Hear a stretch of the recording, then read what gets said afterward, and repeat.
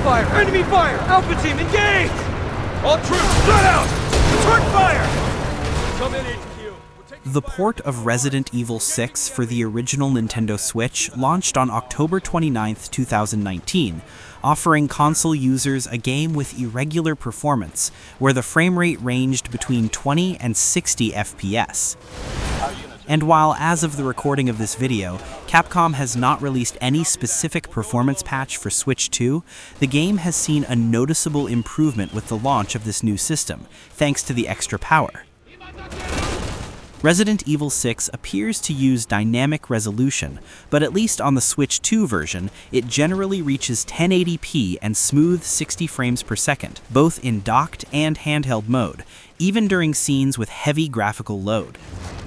By comparison, on Switch 1, the game averages around 40 FPS in docked mode and runs at 720p and 30 FPS in handheld mode. And while both versions look good for a game running on a tablet, image quality and performance are clearly much better on the new Switch. Similar to Resident Evil 5, the textures here are generally good for what you'd expect from a game from the Xbox 360 and PS3 era. For me, the highlight is the character model texturing, but it falls short in the presentation of the environments, and while some textures do look better than on Switch 1, overall, the game still shows its age. There was no one at the controls. One positive point is that the blur effect that was present in certain scenes and fast actions on Switch 1, such as aiming, dodging, or sprinting, has been reduced or has almost completely disappeared, improving image clarity and making visibility much more comfortable.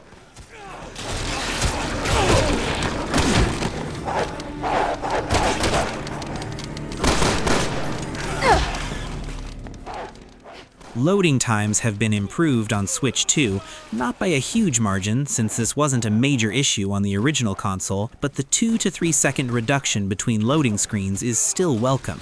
By the way, these loading times are still much better than what Resident Evil 0 and Revelations 2 offer.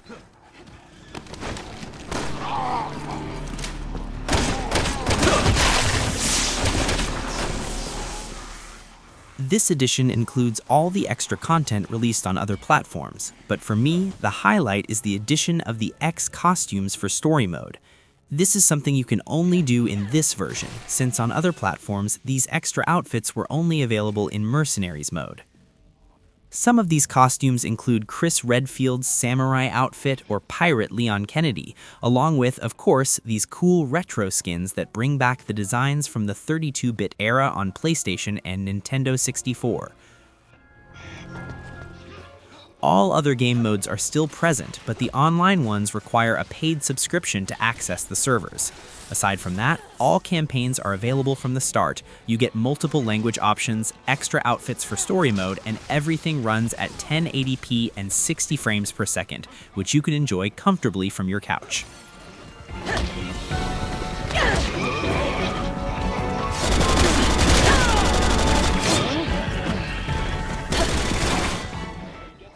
Resident Evil 6 on Nintendo Switch 2 is not a perfect experience, but it's very enjoyable and easy to recommend. Of course, if you already love or hate the gameplay, you won't find anything here that changes that with this version. In handheld mode, my console's battery lasted around 2.5 hours without needing to recharge, but keep in mind this can vary depending on other factors, such as screen brightness or active wireless connections. That's it.